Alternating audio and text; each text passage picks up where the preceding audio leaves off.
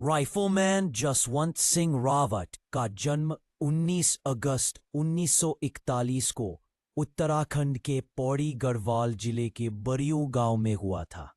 वे श्री गुमान सिंह रावत के पुत्र थे और उस क्षेत्र से थे जो अपनी सैन्य सेवा की परंपरा के लिए प्रसिद्ध है, जहां अनेक वीर सैनिक पैदा हुए जिन्होंने देश की सेवा में अपना सर्वोच्च स्थान प्राप्त किया। देशभक्ति की भावना और देश सेवा की प्रबल इच्छा से प्रेरित राइफलमैन जसवंत सिंह 19 अगस्त 1960 को 19 वर्ष की आयु में भारतीय सेना में शामिल हुए।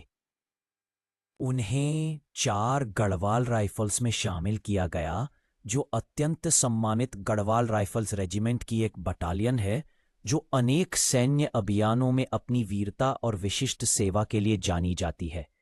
1962 के भारत चीन युद्ध के दौरान राइफलमैन जसवंत सिंह रावत की बटालियन को उत्तर पूर्व सीमांत एजेंसी नेफा, वर्तमान अरुणाचल प्रदेश में तैनात किया गया था।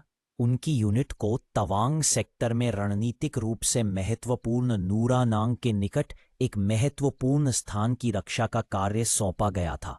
जब चीनी सेना ने एक विशाल और आक्रामक आक्रमण शुरू किया, तो भारतीय सैनिकों ने संख्या और हथियारों में बहुत कम होने के बावजूद बेजोड़ बहादुरी के साथ अपनी स्थिति बनाए रखी।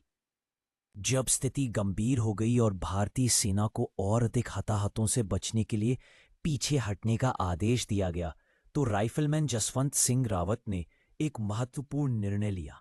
अपनी सुरक्षा से ज्यादा कर्तव्य को प्राथमिकता देते हुए इस 21 वर्षीय सैनिक ने पीछे हटने से इनकार कर दिया।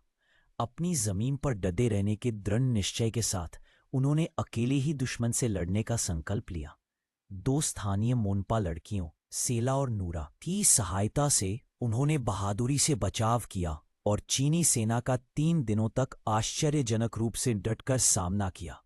अद्भुत चतुराई और साहस का परिचय देते हुए राइफलमैन जसवंत सिंह ने कई फायरिंग पोजीशन स्थापित की और उनके बीच घूमते हुए एक बड़ी सेना का भ्रम पैदा किया।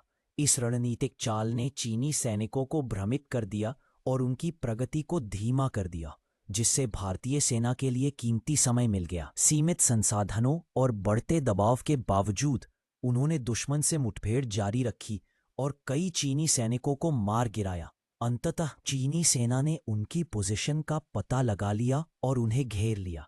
बहुत कम गोला बारूद और भागने का कोई रास्ता न होने के कारण राइफलमैन जसवंत सिंह ने अपनी अंतिम सांस तक